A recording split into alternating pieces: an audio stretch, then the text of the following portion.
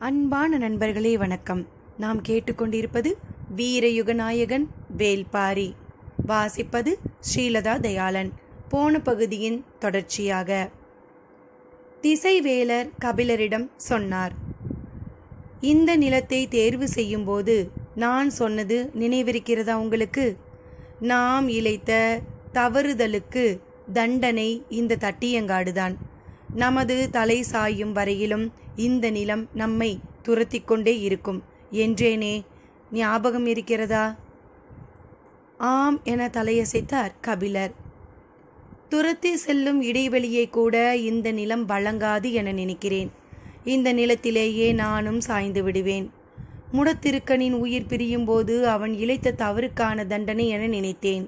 எனது உயிர் பிரியும் போதும் அதையே நினைப்பேன் என்றவர் நின்று கொண்டிருக்கும் பரன் கம்பங்களை கைகளால் தொட்டபடி, எனது வாழ்வின் பொழுதை இந்த பரன் அளந்து கொண்டிருக்கிறது கபிலரே, எந்த நேரமும் அளவை முடிக்கலாம் என்றார். கலங்கி போயிருக்கும் திசைவேலரை எந்த சொல் கொண்டு மீட்பது என தெரியாமல் திணறிய கபிலர் சொன்னார். நீங்கள் இன்னும் நெடுநாள் வாழ வேண்டியவர். மரணம் பற்றி அதற்குள் ஏன் பேசுகிறீர்கள்? வாழ்வை எளிய கணக்குகளால் அளவிட முடிவதில்லை புலவரே. பொங்கும் புது புனலை பார்த்து மகிழவே வைகையின் கரையில் குடிலமைத்து தங்கினேன். ஆனால் இப்போதோ வீழ்ந்து கிடக்கும் மனித உடலுக்குள்ளிருந்து பல்லாயிரம் கரையான்கள் பொங்கி மேலெழும் காட்சியைத்தான் பார்த்து கொண்டிருக்கிறேன். நான் என் கால்களாலேயே இங்கு இழுத்து வரப்பட்டேன். எத்தனையோ முறை இதை தவிர்க்க நினைத்தேன். ஆனால் எனது சொல்லின் வழியே நான் வரவழைக்கப்பட்டேன். நான் நன்கு அறிவேன், வேந்தர்கள் அறவழிப்பட்டு வாழ விரும்புபவர்கள். ஆனால் அறம் எனப்படுவது விருப்பத்தின் பாற்பட்ட செயலன்று. அது இயல்பின் பால்பட்டது, அன்பின் பால்பட்டது. எனவேதான் வேந்தர்களால் அறவழியில் வாழ முடிவதில்லை. அதிகாரமும் அறமும் இரண்டும் எல்லைகள். அதிகாரத்தில் இருப்பவர்கள் அறம் பேணவே முடியாது. அப்படி இருக்க என்னை அழைத்து அறம் பிறலாமல் இந்த போரை நடத்துங்கள் என சொல்கிறார்கள் என்றால், நான் ஏதோ ஒரு வகையில் அவர்களுக்கு உண்டானவனாக இருந்திருக்கிறேன். அதிகாரத்தின் மறுப்பையோ நிராகரிப்பையோ நான் பெறவில்லை. நான் பேணிய அறம் அவர்களின் அதிகாரத்தை உறுத்தாமல் இசைவாய் இருந்திருக்கிறது. அதற்கான தண்டனைதான் இது. கபிலருக்கு என்ன மறுமொழி சொல்வதென்று தெரியவில்லை. ஆனால் துயரத்தில் மூழ்கும் அவரது மனத்தை மீண்டெழச் செய்ய வேண்டும் என்று மட்டும் தோன்றியது. இந்த கொடும் தண்டனையை அறத்தின் பொருட்டே நாம் ஏற்றிருக்கிறோம். ஒரு வகையில் இதுவும் நமது கடமைதானே என்றார். வெல்ல நினைப்பவர்களும் அழிக்க நினைப்பவர்களும் தான் போரை விரும்புகிறார்கள். வாழ நினைப்பவர்கள் வேறு வழியின்றி அந்த போரை எதிர்கொள்கின்றனர். நான் முதல் தரப்புக்காக பரநேறி இருக்கிறேன். எனவே எனது உள்ளொளி அணைந்து கொண்டிருக்கிறது. நீங்களோ இரண்டாம் தரப்புக்காக நிற்கிறீர். எனவேதான் அணைய விடாமல் தடுக்கும் துணிவை இழக்காமல் இருக்கிறீர் என்று சொன்னவரின் கண்களில் கண்ணீர் பெருகியது. சற்றே தலை கவிழ்ந்த திசைவேலர் குரல் தாழ்த்தி சொன்னார். என்னை ஆற்றுப்படுத்த முயலாதீர்கள். நேற்றிரவுதான் நான் நீலனை பற்றி அறிந்தேன். எவ்வளவு பெரிய சூழ்ச்சியில் நான் சிக்க வைக்கப்பட்டுள்ளேன். நீங்களாவது எனக்கு தெரிவித்திருந்திருக்க கூடாதா? சற்றே தயங்கிய குரலில், தாங்கள் நிலைமான் கோல் சொல்லிகாக இருக்க ஒப்புக்கொண்ட பிறகு பேரரசர்கள் வீற்றிருக்கும் அவையில்தானே நான் உங்களை சந்தித்தேன். எனவே இதை பற்றிய பேச்சு சூழல் இல்லாமல் போனது என்றார் கபிலர். இந்த போருக்கு பின்னணியில் இப்படி ஒரு செயல் நடந்திருக்கிறது என தெரிந்திருந்தால் நான் நிலைமானாக இருக்க ஒப்புக்கொண்டிருக்க மாட்டேன் என்பதனை நீங்கள் நம்ப தவறிவிட்டீர்கள். எனவே இதை பற்றி பேச வேண்டும் என உங்களுக்கு தோன்றவில்லை. திசைவேலரின் சொற்களை கபிலரால் எதிர்கொள்ள முடியவில்லை. நடுங்கிய தன் கைகளை குவித்தபடி எதையோ சொல்ல வந்தார் கபிலர். சட்டென அவரின் கைகளை பற்றிய திசைவேலர் சொன்னார். என் தோழனாய் என்னை நீங்கள் கவனப்படுத்த தவறிவிட்டீர்கள். அதை எனது மனம் ஏற்றுக்கொள்ளாது. ஆனால் நீங்கள் பாரியின் தரப்புக்காக நிற்கிறீர். எனவே கைகள் நடுங்கக்கூடாது. பேரரசர்கள் கூடியுள்ள கூடாரத்தில் பேரமைதி நீடித்தது. மயூர் கிழார் தனது வாக்குமூலத்தை சொல்லி முடித்துவிட்டு வெளியேறினார். மலை மீது ஏறி செல்ல வேண்டாம் என்று நான் எவ்வளவு சொல்லியும் அவர்கள் கேட்கவில்லை என்பதுதான் அவர் வலியுறுத்தி சொன்னது. ஆழ்கொல்லி மரத்தின் அருகில் போகாமல் மிக தள்ளி இருந்த ஓரிரு வீரர்கள் தப்பி வந்து நடந்ததை விளக்கியுள்ளனர். வேந்தர் படையின் 2 தளபதிகள் இன்றைய போரில் இறந்துள்ளனர். அதே நேரம் பரம்பின் தரப்பு தளபதிகளான கூழையனும் வேட்டூர் பழையனும் கொல்லப்பட்டுள்ளனர். நிகழ்ந்துள்ளன என திருப்திப்பட்டு கொள்ளும் நிலையில் இங்கு யாரும் இல்லை. ஏனெனில் இன்றைய போரில் பரம்பின் தாக்குதல் எண்ணி பார்க்க முடியாத அளவுக்கு இருந்தது. இதுவரை வாள் ஏந்தாமல் நின்றிருந்த அரசர்கள் இன்று தாக்குதல் முனைக்கு போக வேண்டிய நிலைக்கு வந்துள்ளனர். மயூர் கிழார் அவை நீங்கி நீண்ட நேரமாயினும் யாரும் பேச்சை தொடங்கவில்லை. முதன் முறையாக போர்க்களம் பற்றிய அச்சம் அவையில் அமைதியின் வடிவில் பரவி இருந்தது. 2 தளபதிகளின் மரணம் கூட பாதிப்பை ஏற்படுத்தவில்லை. மாறாக பரம்பின் போர் முறைகள் விடையறிய முடியாத கேள்விகளாக இருந்தன. காற்றின் வீச்சும் போக்கும் அம்பை இழுத்துச் செல்லும் அல்லது மரித்து சாய்க்கும், வலுவிழக்க செய்யும். ஆனால் காற்றின் துணை கொண்டு எப்படி அம்பெய்ய முடியும்? காற்றின் வருகையை எப்படி கணித்தனர்? அது வருவதற்கு முன் எப்படி அம்பை விடுத்தனர்? கண் பார்வைக்கு அப்பால் அம்புகள் பறவைகளைப் போல பாய்ந்து செல்கின்றன. மனிதர்களால் இது போன்ற முயற்சியை செய்ய முடியுமா? நாம் மனிதர்களோடுதான் போரிட்டு கொண்டிருக்கிறோமா? கேள்விகள் அடுக்கடுக்காய் மேலெழுந்தன. ஆனால் யாரிடமும் விடையில்லை. உதயஞ்சேரல் சொன்னான், வீரர்களை தேய்த்த அம்புகளில் ஒன்றை கூட எளிதில் பிடுங்க முடியவில்லை. காற்றின் வேகத்தோடு உள்ளேறிய அம்புகள் சதைகளையும் நரம்புகளையும் பீத்து கொண்டுதான் வருகின்றன. இதுவரை யாரும் கேள்விப்பட்டிராத அம்புகளாக இருக்கின்றன. போர் முனைக்கு தொடர்பே இல்லாமல் 3ஆம் நிலையில் நின்றிருந்த வீரர்களில் எண்ணற்றோரை நாம் இழந்துள்ளோம். நம் தலைமை தளபதி எதிரி படையின் கடைசி பகுதியில் நின்றிருக்கும் போது அவர்கள் நமது படையின் இறுதி அணியை வீழ்த்தியுள்ளனர். யாராலும் நெருங்கவே முடியாத அளவுக்கு நிறுத்தப்பட்டிருந்த படை அணிகளை பிளந்து கொண்டு எதிரிகள் மூஞ்சல் வரை வந்துள்ளனர். முப்பெரும் பேரரசுகளின் தாக்குதல் திட்டங்களை ஒரு சிறு குடி மன்னனின் படை அசைத்து பார்க்கிறது. இது எப்படி நிகழ்கிறது என கேட்டார் சோழவேலன். கேள்வி நேரடியாக கருங்கை வாணனை நோக்கியதாக இருந்தது. நேற்று அவன் வகுத்த திட்டப்படி பரம்பின் குடிமுடியனும் குடி ஆசானும் கொல்லப்பட்டிருக்க வேண்டும். பரம்பு படை இன்று பெரும் நெருக்கடியை சந்தித்திருக்க வேண்டும். ஆனால் நடந்தது இதற்கு நேரெதிராக இருக்கிறது. போர்க்களத்தின் செயல்பாடுகளுக்கு பொறுப்பேற்க வேண்டியது தலைமை தளபதியான கருங்கை வாணனே. அவையில் நடந்த உரையாடலை கேட்டுக்கொண்டிருந்த குலசேகர பாண்டியன் இதுவரை கருத்தேதும் சொல்லவில்லை. போர்க்களத்தில் நிகழும் உரையாடலில் சொற்களின் முக்கியத்துவத்தை நன்கு அறிந்தவர். இன்று எந்த ஒரு சொல்லையும் உச்சரிக்காமல் அமைதியாக இருந்தார். ஆனால் முன்வைக்கப்பட்ட கேள்விகளுக்கு கருங்கை வாணன் மறுமொழி சொல்லியே ஆக வேண்டிய நிலை இருந்தது. அவன் பேரரசர்களை வணங்கிவிட்டு சொன்னான், நான் போர் தொடங்கும் முன்னரே தெரிவித்தேன். இவர்கள் நம்மை போன்ற மனிதர்கள் அல்லர். நெருப்பை பிளந்து வெளிவரக்கூடியவர்கள், பாறைகளை உருட்டியும் மரங்களை பிடுங்கி எறிந்தும் தாக்கக்கூடியவர்கள். எந்த ஒரு விலங்குடனும் மனிதன் விதிகளை உருவாக்கி போரிட முடியாது. இந்த விலங்குகளை அழிக்க வேண்டுமென்றால் நாமாக உருவாக்கி கொண்ட விதிகளை தூக்கி எறிய வேண்டும். கருங்கை வாணனின் சீற்றத்தை மறித்து நிறுத்தினார் சோழவேலன். 3 பேரரசுகள் ஒன்றிணைந்து ஒரு சிறுகுடி மன்னனை வீழ்த்தும் போரில் மரபுகளையும் விதிகளையும் விட்டொழிக்க சொல்வது இழிவென்று தோன்றவில்லையா? நான் எதிரிகளை வீழ்த்த முடியாதவன் அல்ல. நம்முடைய எதிரிகள் யாரென்றே தெரியாமல் இந்த போர்க்களத்தின் விதிகள் வகுக்கப்பட்டு விட்டன. இத்தனை 1000 குதிரைகள் போர்க்கட்டிலில் செயலற்று கிடப்பதை யாராவது பார்த்திருக்கிறீர்களா? இவ்வளவு தொலைவு பறக்கும் அம்புகளை மனிதனால் எய்துவிட முடியும் என்றால் யார் நம்புவார்கள்? நாம் நம்மை போன்ற மனிதர்களிடம் போரிடவில்லை. விலங்கு குணமேறிய காட்டு மனிதர்கள், தீய குணமும் அதீத ஆற்றலும் கொண்ட கூட்டம் அது. அவர்களால் நமது அறிவுக்கு புலம்படாத பலவற்றை செய்ய முடியும். எனவேதான் நான் மீண்டும் மீண்டும் கூறுகிறேன், இந்த போரை வழக்கப்படி நடத்தக்கூடாது. ஒரே நாளில் முழுமுற்றாக முடிவுக்கு கொண்டு வர வேண்டும். ஒரே நாளிலா? எப்படி என கேட்டார் சோழவேலன்.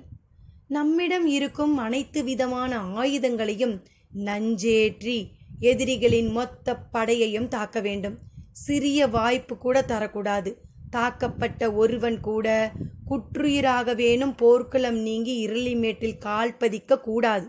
ஒரு பகலில் முழு முற்றாக பரம்பு படை அழித்தொழிக்கப்பட வேண்டும். மிச்சம் வைக்காமல் அழித்தால் மட்டுமே நாம் தட்டியங்காட்டை விட்டு வெற்றியோடு வெளியேற முடியும். கருங்கைவாணன் முடிக்கும் முன் சோழவேலன் சொன்னார், எதிரி குறித்து தலைமை தளபதிக்கு இவ்வளவு பதற்றமா?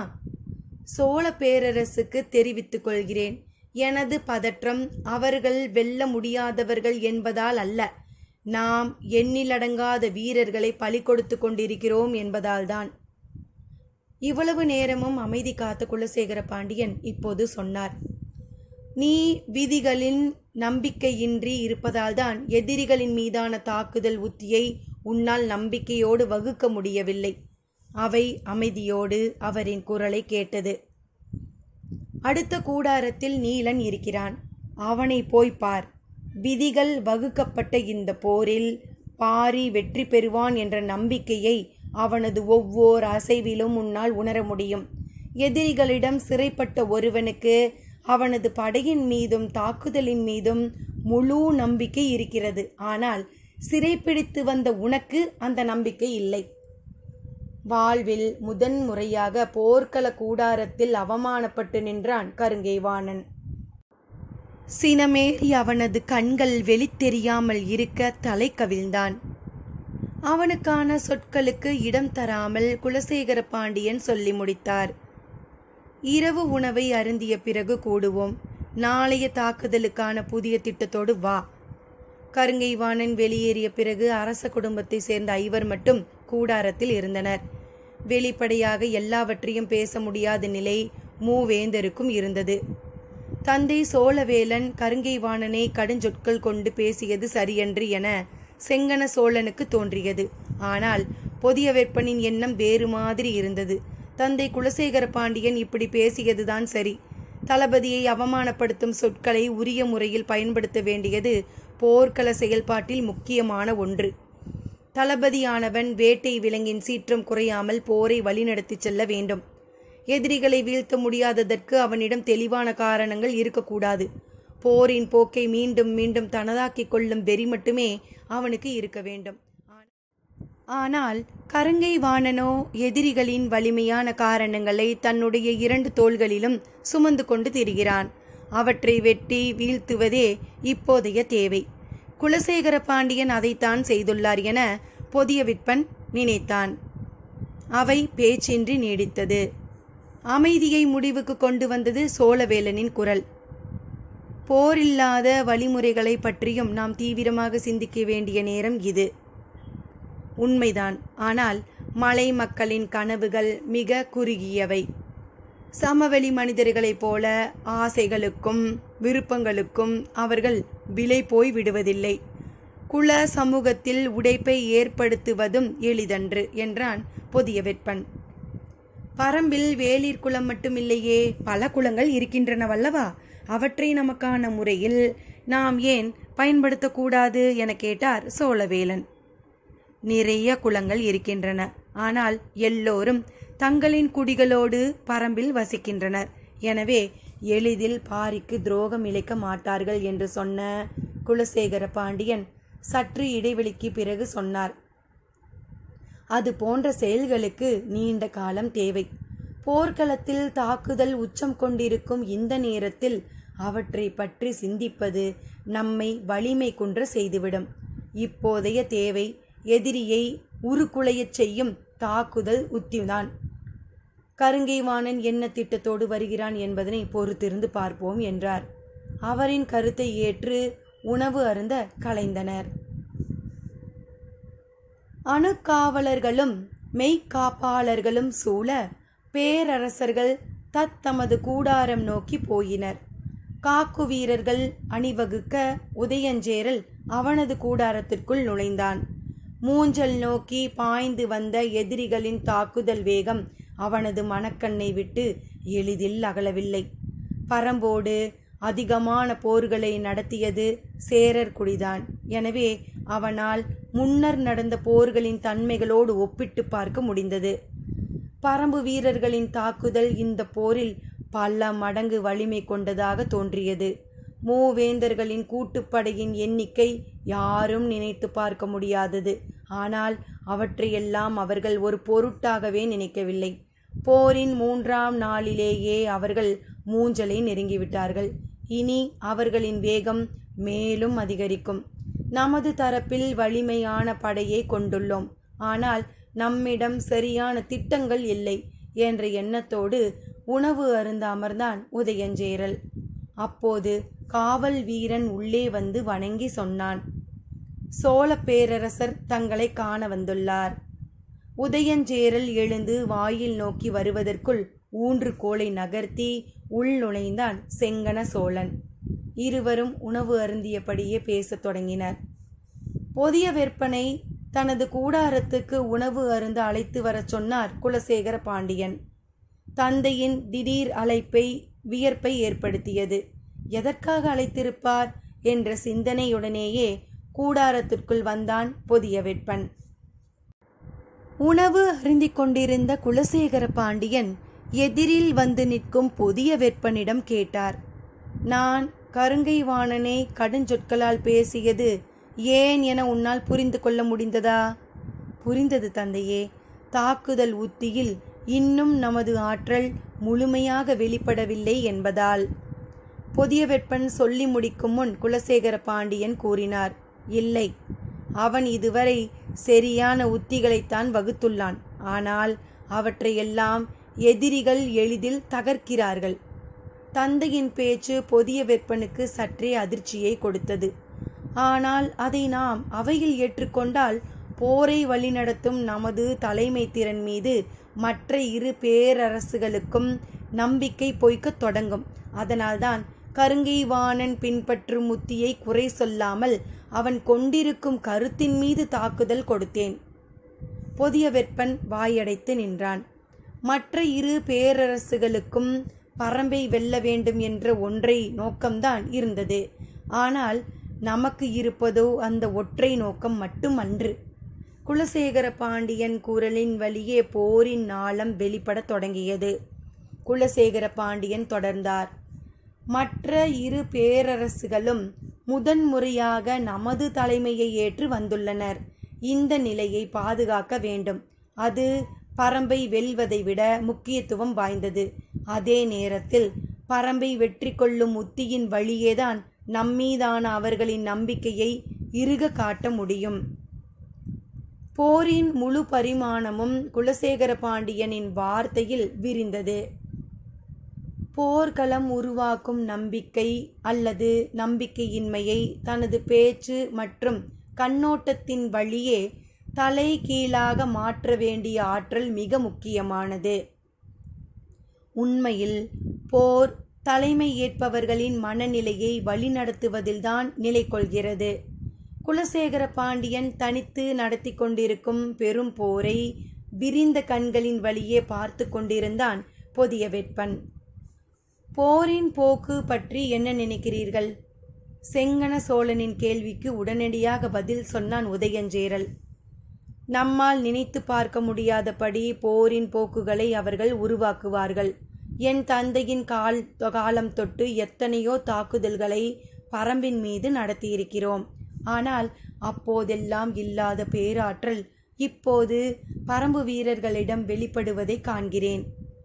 காரணம், பாரி இறங்கி வந்து போரிட வேண்டும் என்பதற்காக நாம் கடைபிடித்த உத்தி தவறானது என நினைக்கிறேன். அளவுக்கு அதிகமான சினம் கொள்ளும்படி அவர்களை நாம் சீண்டிவிட்டோம் என தோன்றுகிறது. அப்படியா நினைக்கிறீர்கள்? ஆம். குகைக்குள் இருக்கும் விலங்கை வெளியேற்ற அதன் குட்டியை தூக்கி வரக்கூடாது. அது வெளியேற்றும் செயலன்று, வெறியேற்றும் செயல். நாம் அதை செய்துவிட்டோம். இதை எதிர்கொள்ள என்ன வழி? கருங்கை வாணன் சொல்வது போல ஒரே நாளில் நஞ்சாயுதங்களை கொண்டு பெருந்தாக்குதல் நடத்துவதுதான் பயன் கொடுக்கும் என நினைக்கிறேன். வேறு வழியே இல்லையா? எனக்கு தெரிந்து வேறு வழி ஏதும் இல்லை. உங்கள் தந்தை கூறியது போல போர் அல்லாத வழிமுறையை பற்றி பேச இது நேரமல்ல. குலசேகர பாண்டியன் கூறியதைப் போல எண்ணற்ற குலங்கள் பரம்பில் இருந்தாலும் அவர்கள் அனைவரும் தங்கள் குடிகளுடன் தான் இருக்கின்றனர். எனவே அவர்களை பயன்படுத்தி கொள்ளும் வாய்ப்பேதும் இல்லை. இதை பற்றி பேசுவதற்காகத்தான் நான் வந்தேன் என்றான் செங்கன சோழன். இதை பற்றி பேச வேறென்ன இருக்கிறது என்று சற்றே வியற்போடு உதயஞ்சேரல் பார்த்தான். செங்கன சோழன் சொன்னான், குடிகள் அல்லாத குலத்தலைவர்களும் அங்கு உள்ளனர். வாய்ப்பே இல்லை. பரம்பை தொடர்ந்து கவனித்தும் அறிந்தும் வருபவர்கள் நாங்கள். குடிகள் இன்றி குலத்தலைவர்கள் மட்டும் அங்கு இருப்பது வாய்ப்பேதும் இல்லை. செங்கன சோழன் வலது கையில் பிடித்திருந்த ஊன்றுகோலை மெல்ல திருகியபடி கருப்பாங்குடியை பற்றி சொல்லத் தொடங்கினான். இந்த போரில் வரையறுக்கப்பட்ட விதிகளின்படி வெற்றி கொள்ளும் வாய்ப்பை கருங்கைவாணனுக்கு வழங்குவேன் என்றார் குலசேகர பாண்டியன். விதிகளின்படி போரிட்டு வெற்றி கொள்வது மிக கடினம் என தெரிந்தும் அந்த வழியே தொடர்ந்து முயல்வது நமக்குத்தானே இழப்புகளை அதிகமாக்கும். ஏன் மாற்று வழிக்கு நீங்கள் அனுமதி தர மறுக்கிறீர்கள் என்றான் பொதியவெற்பன். எது சிறந்த மாற்று வழி என்பதனை நான் அறிவேன். எனவே அதற்கான முயற்சியை நான் செய்துள்ளேன். ஒருவேளை நான் பின்பற்றும் வழியும் தோல்வியடைந்தால் மூன்றாவதாக கருங்கைவாணன் சொல்லும் நஞ்சு தாக்குதலுக்கு அனுமதி வழங்குவேன். குலசேகர பாண்டியனின் சொற்கேட்டு அசைவற்று நின்றான் பொதியவெற்பன். சற்றே எதிர்பாராத ஒன்றாக இருந்தது அவர் சொன்னது. அந்த மாற்று வழியில் அவருக்கு பெருநம்பிக்கை இருப்பதால் தான் விதிமுறைப்படி போரிட தொடர்ந்து வலியுறுத்தி வருகிறார் என்பது புரிந்தது. அது மட்டுமன்று, மற்ற இரு பேரரசுகளும் போர் முனை நோக்கியே கவனம் கொண்டிருக்க வேண்டும். அப்போதுதான் மாற்று வழிமுறையானது பாண்டியரின் தனிப்பெரும் முயற்சியாக துலங்கி நிற்கும் என விளங்கியது. போர்க்களம் நம்பிக்கையை மெய்யாக்கினால் தொடர்ந்து வாளேந்தலாம். நம்பிக்கையை பொய்யாக்கினால் தொடர்ந்து வாள் ஏந்த கூடாது.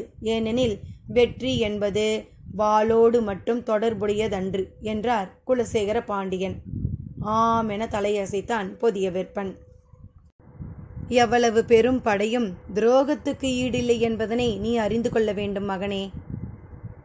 போர்க்களம் கடந்து வெற்றி நோக்கிய மாற்றுப்பாதை ஒன்றை கண்டறிந்த தந்தையின் சொற்கள் அளவற்ற மகிழ்வை கொடுத்தன.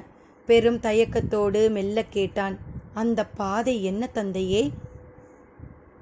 அந்த பாதை என்ன என்பதனையும் அதில் பயணிக்கப் போகிறவர் யார் என்பதனையும் நீ தெரிந்து கொள்ள வேண்டும் என்பதற்காகத்தான் உன்னை வர சொன்னேன். கருப்பாங்குடியின் மொத்த கதையையும் சொல்லி முடித்தான் செங்கன சோழன். ஏறக்குறைய உறைந்த நிலையில் அதை கேட்டுக்கொண்டிருந்தான் உதயஞ்சேரல். பொருத்தமான மனிதர்கள் மூலம் அவர்களுடன் பேசிக்கொண்டிருக்கிறேன். விரைவில் நல்ல செய்தி வரும். அடைக்கலம் தந்த பாரிக்கு எதிராக அவர்கள் எப்படி என்று உதயஞ்சேரல் சொல்லி முடிக்கும் முன் செங்கன சோழன் சொன்னான், கருப்பாங்குடியின் குலத்தலைவர்கள்தான் அங்கு இருக்கின்றனர். அந்த குடிகள் அனைவரும் எம்முடைய நாட்டில்தான் இருக்கின்றனர். நமக்காக இல்லாவிடினும் அவர்கள் குலம் காக்கவாவது நாம் சொல்வதை செய்வார்கள். அதை தவிர அவர்களுக்கு வேறு வழி ஏதும் இல்லை. உங்களுக்கு நம்பிக்கை உள்ள அந்த பாதை என்ன? அதில் பயணிக்கப் போகின்றவர் யார் தந்தையே? பொதியவெற்பனின் கேள்விக்கு அவன் முகத்தை கூர்ந்து பார்த்து பதில் சொன்னார் குலசேகர பாண்டியன். அந்த பாதையில் பயணிக்கப் போவது பொற்சுவை. தடுமாறி நின்றான் பொதியவெற்பன்.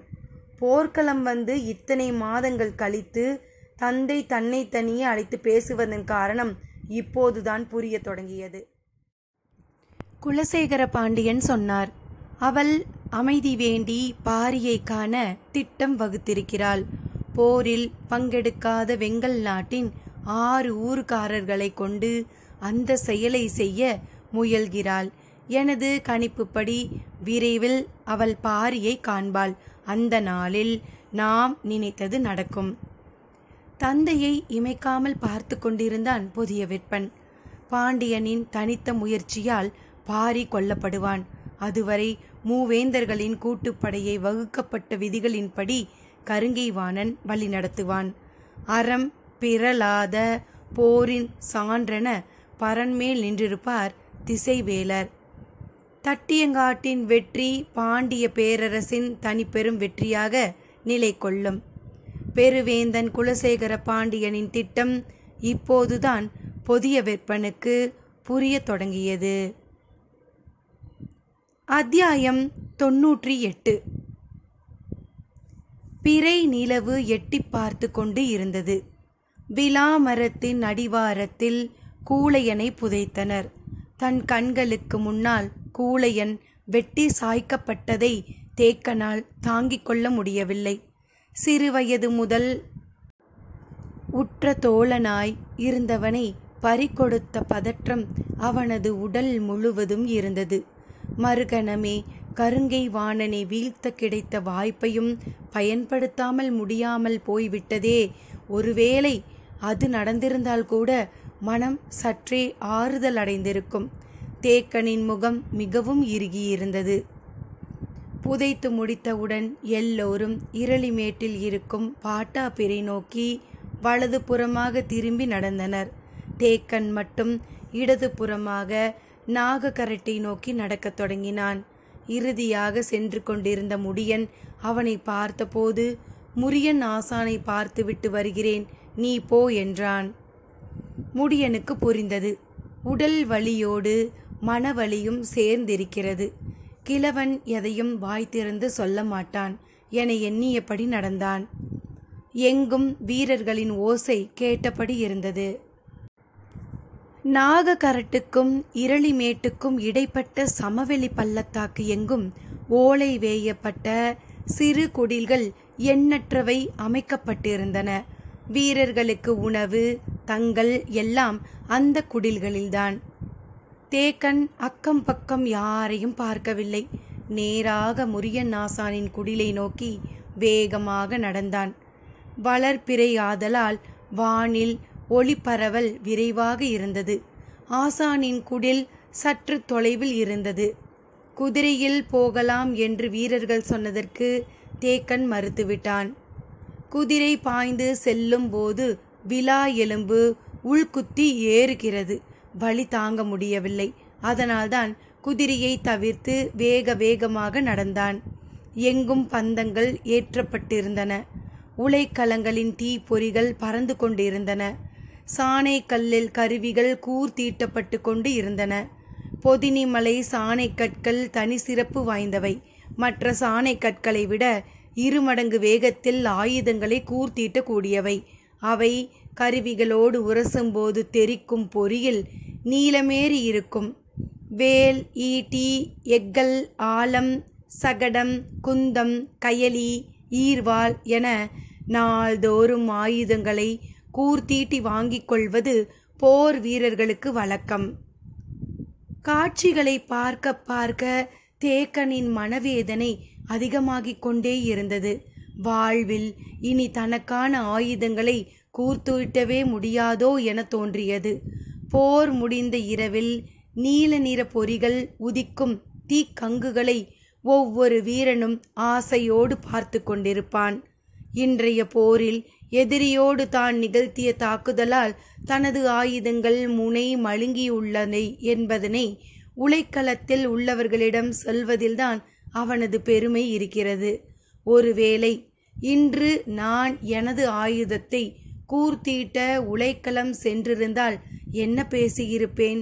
எனது கைக்கெட்டும் தொலைவில் எதிரிப்படை தளபதி இருந்தும் அவனது தலையை வெட்டி சாய்க்காமல் விட்டுவிட்டேன் என சொல்லியிருப்பேனா? பரம்பின் எந்த ஒரு வீரனுக்கும் கிடைக்காத அரிய வாய்ப்பை இழந்து நிற்கிறேன். இனி நான் போர்க்களம் புக வேண்டுமா என்று அடுக்கடுக்காய் கேள்விகள் மேலேறியபடி இருந்தன. ஆனாலும் மனவோட்டத்தை ஒழுங்குபடுத்தி கொண்டான். கயிறுகள் இறுக முடைந்திருந்த கட்டில் ஒன்றில் குடிலின் முன் உட்கார்ந்திருந்தார் முரியன் ஆசான். சுற்றிலும் இளம் மருத்துவர்கள் தங்களின் வேலைகளை பார்த்தபடி இருந்தனர். தேக்கன் வந்தவுடன் அவர்கள் சற்று விலகி போயினர். தேக்கனின் முகத்தை பார்த்ததும் வலியின் கூறுகளை முரியன் ஆசானால் உணர முடிந்தது. எதிரில் இருந்த மரப்படுக்கையில் படுக்கச் சொன்னார். ஒரு பக்கமாக சாய்ந்து கையூன்றி உடலை கிடத்தினான் தேக்கன். அவன் படுக்கும் விதமே காயத்தின் தன்மையை சொன்னது. நெஞ்செலும்பின் அடிப்பகுதி சற்றே வீக்கம் கொண்டிருந்தது. அதை ஆசான் தொட்டபோது வலி பொறுக்க முடியவில்லை. ஆனால் அதை வெளிக்காட்டாமல் இருந்தான் தேக்கன். அந்த இடத்தை விரலால் அழுத்தியபடி தேக்கனின் முகத்தை ஆசான் பார்த்தபோது தேக்கன் சொன்னான், என்ன வேண்டுமானாலும் செய்து கொள்ளுங்கள். போர் முடியும் வரை நான் களத்தில் நிற்க வேண்டும். மருத்துவனிடம் முன் நிபந்தனை கூடாது. சிகிச்சை பெறுவதற்கான காரணத்தை மருத்துவனிடம் மறைக்கக்கூடாதல்லவா? போர்க்களத்தில் நின்றால் மட்டும் போதுமா? போரிட வேண்டாமா? வேண்டாம். இந்த போரை வெற்றியாக்குவது முடியனின் கடமை. அவன் அதை செய்து முடிப்பான். நான் களம் விட்டு அகன்றால் பாரி களமிறங்கும் சூழல் உருவாகிவிடும். அதை தவிர்ப்பதுதான் எனது வேலை. அதே நேரம் எனது செயல் மற்றவர்கள் ஐயம் கொள்ளாதபடி இருக்க வேண்டும். உடலெங்கும் அழுத்தி பார்த்து உட்காயங்களை கணித்தபடியே ஆசான் சொன்னார். வாளும் வில்லும் ஏந்த கூடாது. ஈட்டியை வைத்து கொள்ளுங்கள். ஆயுதம் கை கொண்டதாகவும் இருக்கும். ஊன்றி நிற்க உதவியாகவும் இருக்கும். தேக்கன் பதில் ஏதும் சொல்லவில்லை. ஆனால் அவன் கண்கள் வார்த்தைகளின் கசப்பை விழுங்க முடியாமல் துடித்தன. அப்போது தேக்கனை சந்திக்க வீரன் ஒருவன் வந்தான்.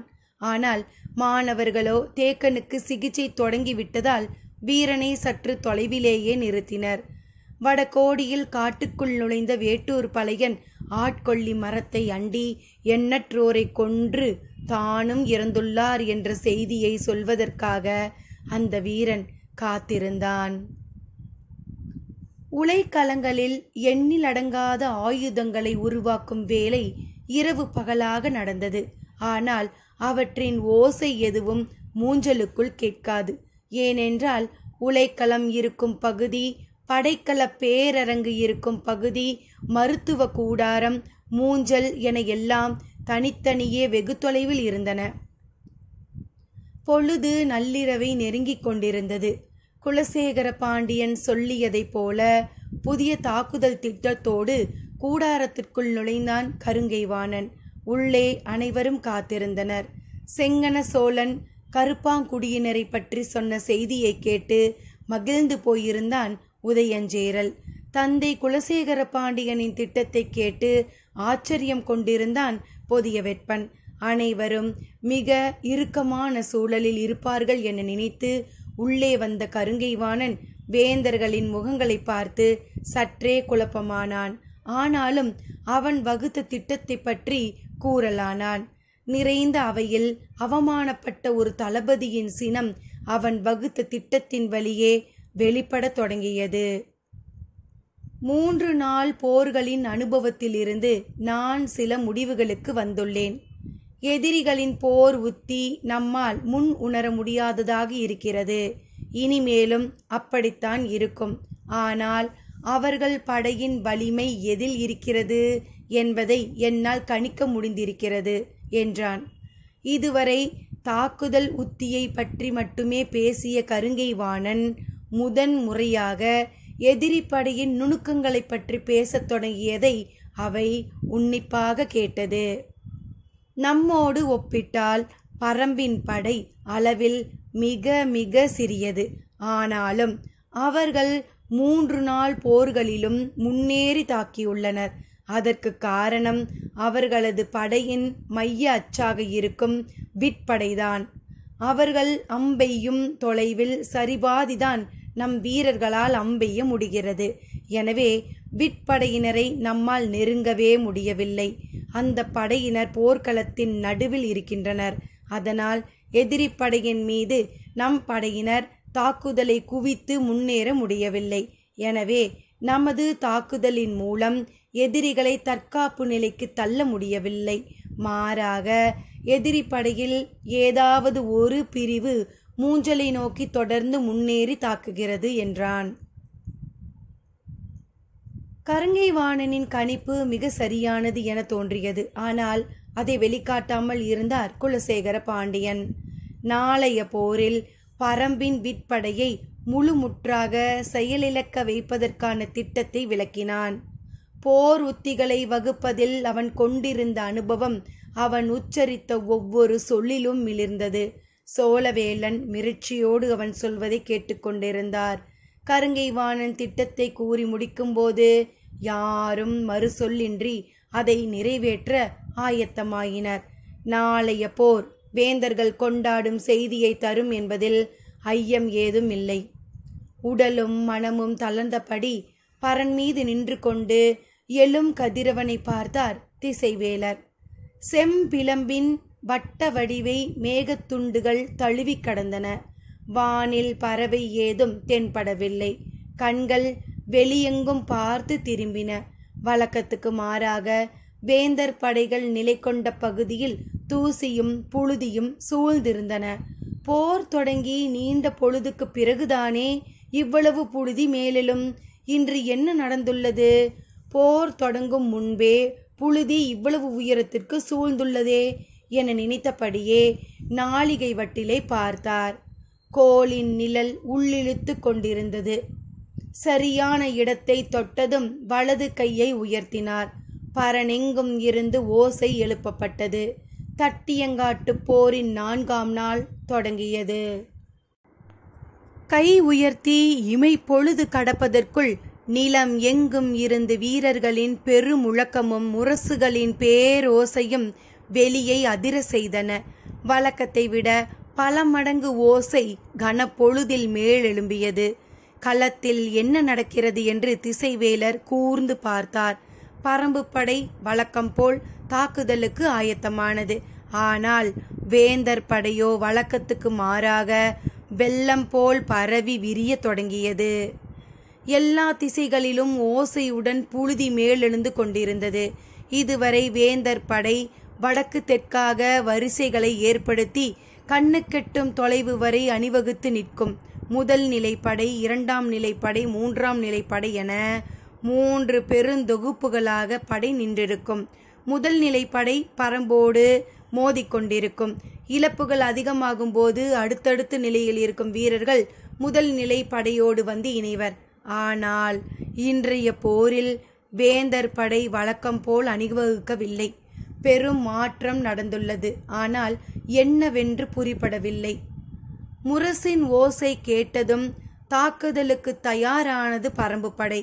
நேற்றைய போரில் மூஞ்சலின் அருகே பரம்பின் குதிரை படை சென்றது. இன்றைய போரில் மூஞ்சலுக்குள் நுழையும் திட்டத்தோடு முடியன் வந்திருந்தான். குதிரை படையை 6 கூறுகளாக பிரிப்பது என முடிவெடுத்திருந்தான்.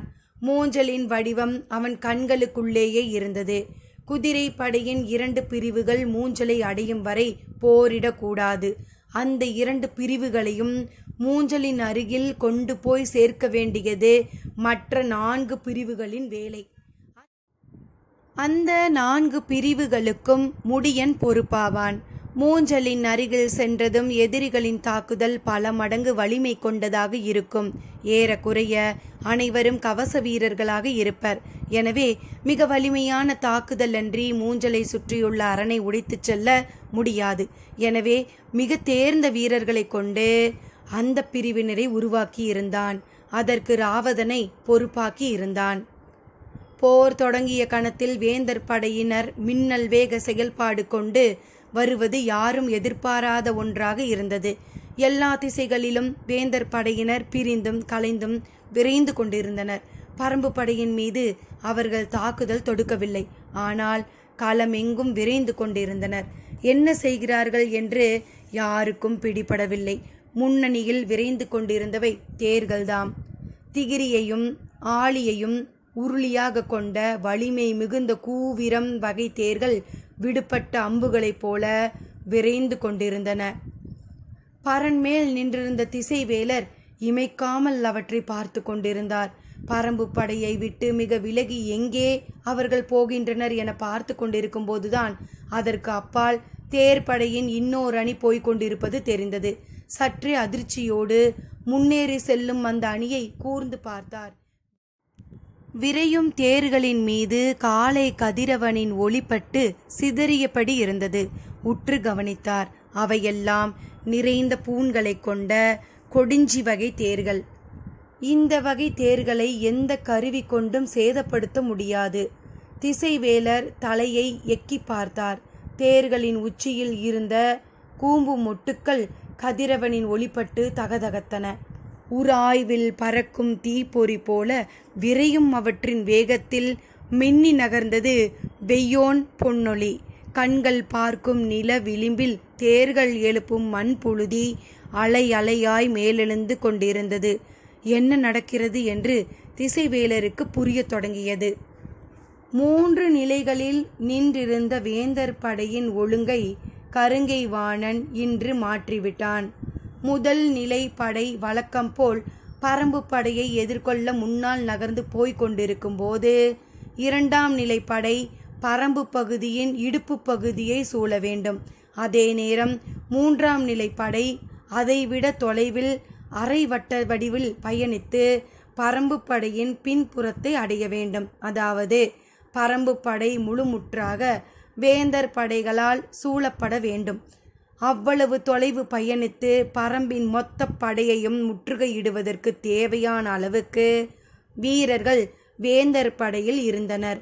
அதனால்தான் கருங்கை வாணன் இந்த திட்டத்தை தீட்டினான்.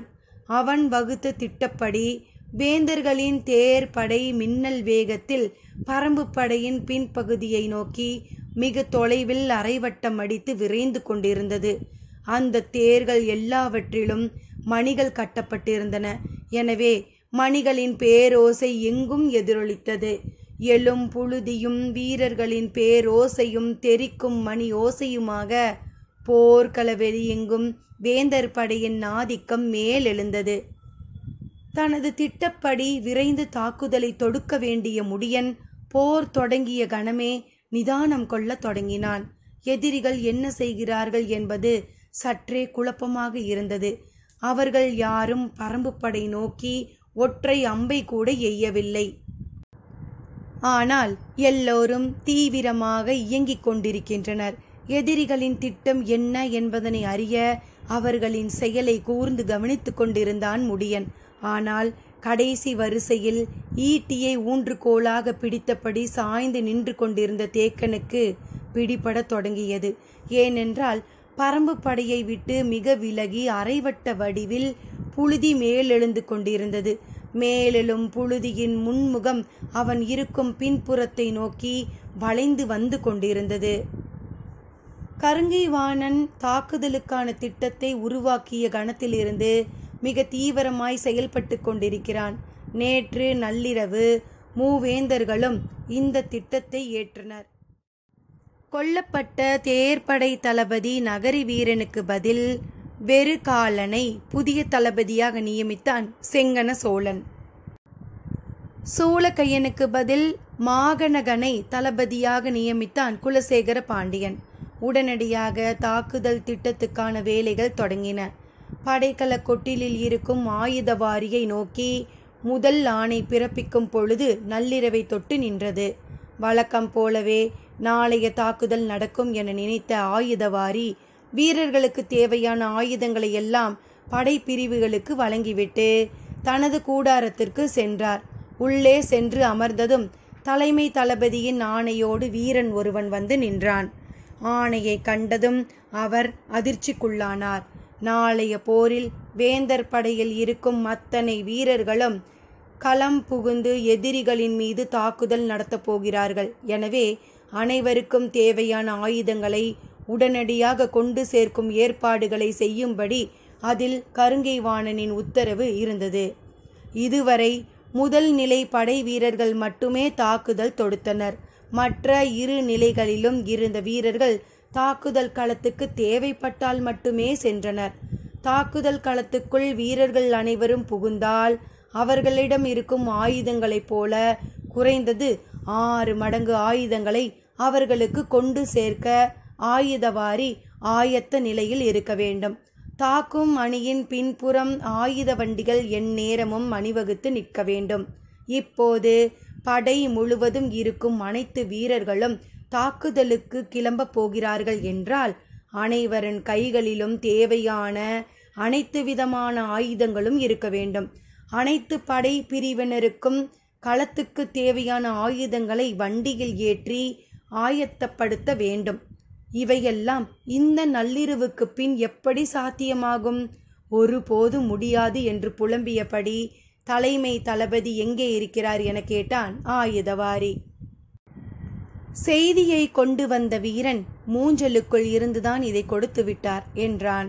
மூஞ்சலுக்குள் இருந்தால் எந்த உத்தரவையும் பிறப்பிப்பாரா? நள்ளிரவுக்கு பின் எப்படி இவ்வளவு ஆயுதங்களையும் கொண்டு சேர்க்க முடியும்? நாளைய போரில் சரிபாதி வீரர்களை களத்தில் இறக்குவோம். நாளை மறுநாள் முழுமையாக அனைவரையும் களத்தில் இறக்க ஏற்பாடு செய்வோம் என்று நான் சொன்னதாக போய்ச்சொல் என்று கூறி அந்த வீரனை திருப்பி அனுப்ப முற்பட்டார். ஆனால் வீரனிடம் பேசிக்கொண்டிருக்கும் போதே வெளியில் பெருங்கூச்சொல்லோசை கேட்டது. இந்த நள்ளிரவில் என்ன இவ்வளவு சத்தம் என எண்ணியபடி கூடாரத்தை விட்டு வெளியில் வந்து பார்த்தார். படைக்கல பேரரங்கை நோக்கி ஆயுதங்களை ஏற்றி செல்ல யானைகளும் குதிரை வண்டிகளும் மாடுகள் பூட்டிய நீள் வண்டிகளும் அணி அணியாய் வந்து கொண்டிருந்தன. படைக்கல பேரரங்கின் முன்னால் பெரும் கூட்டம் கூடிக்கொண்டிருந்தது. தொலைவில் இருந்து இந்த காட்சியை பார்த்த ஆயுதவாரிக்கு என்ன செய்வதென்றே புரியவில்லை.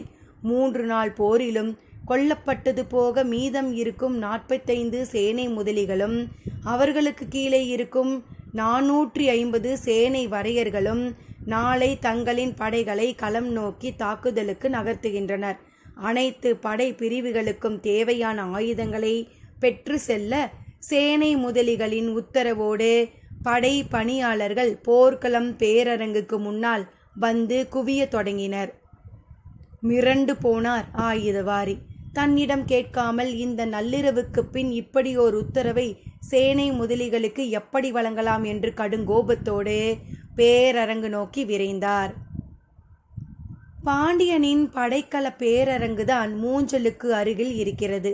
சேரனின் பேரரங்கு தென்புறத்திலும் சோழனின் பேரரங்கு வடபுறத்திலும் சற்று தொலைவில் இருக்கின்றன. ஒவ்வொரு பேரரங்கும் மூஞ்சலை நகரை விட பெரியது. எண்ணற்ற கூடாரங்களை கொண்டது. ஒவ்வொரு கூடாரத்திலும் ஒவ்வொரு வகையான ஆயுதங்களை வரிசைப்படுத்தி வைத்திருந்தனர். 4 வகையான வில்கள், 13 வகையான அம்புகள், 20 வகையான வாள்கள், 8 வகையான வேல்கள், 3 வகையான குறுவாள்கள், 3 வகையான தண்டங்கள், 3 வகையான கேடயங்கள், இவை தவிர 100க்கும் மேற்பட்ட தனித்துவமான ஆயுதங்கள் என அத்தனையும் வகை பிரித்து வைக்கப்பட்டு உள்ளன. இவற்றை எடுத்து தருவதிலும் களத்தில் வீரர்களிடம் கொண்டு போய் சேர்ப்பதிலும் சிறு குழப்பம் நடந்தாலும் அது களத்தின் போக்கை வெகுவாக பாதிக்கும். முன்களத்தில் நின்று போரிடும் உலோக வில் ஏந்திய பெருவீரர்களுக்கு கணை, வாளி, கதிர் ஆகிய 3 வகை அம்புகள் தான் கொடுக்கப்பட வேண்டும். மற்ற வகை அம்புகள் உலோக வில்லுக்கு ஏற்றவை அல்ல. அதே போல 5 முடிச்சுகள் கொண்ட மூங்கில் வில்களை ஏந்தி நிற்கும் வீரர்களிடம் கோலப்பினையோ கதிரம் அம்பினையோ கொடுத்தால்தான் ஒரு பனை தொலைவுக்கு கூட பாயாது. அதனால் அதை அவர்களுக்கு கொடுக்க கூடாது. 7 அல்லது 9 முடிச்சுகளை கொண்ட பட்டு நூலாலான நாணை பயன்படுத்தும் வில்லாளிதான் விற்படையின் நடுவில் வலிமையோடு நின்று போரிடுபவன். அவனுக்கு தேவை சரவகை அம்புகள் மட்டுமே. இவை அனைத்தும் துல்லியமான கணக்குகளின் அடிப்படையில் வகை பிரித்து அடுக்கி வைக்கப்பட்டு உள்ளன. எந்தவிதமான குழப்பமுமின்றி மிக கவனமாக செய்யப்பட வேண்டிய பணி இது. ஒரு முறை இதில் குழப்பம் ஏற்பட்டு வரிசையாக அடுக்கப்பட்டுள்ள அம்புக்கட்டுகள் மாறி இன்னோர் அறையில் வைக்கப்பட்டு விட்டால் அதன் பொருட்டு களத்தில் எத்தனையோ வீரர்கள் உயிரிழக்க நேரிடும். எனவே பேரரங்கில் ஆயுதம் கையாள்வதை எந்தவித அழுத்தமும் கொடுக்காமல் செயல்படுத்த வேண்டும். ஆனால் கருங்கைவாணனின் செயல் எதையும் புரிந்து கொள்ளாத ஒரு மூடனின் முடிவை ஒத்தது என மனதுக்குள் வசைபாடியபடியே படைக்கல பேரரங்குக்கு வந்தார் ஆயுதவாதி.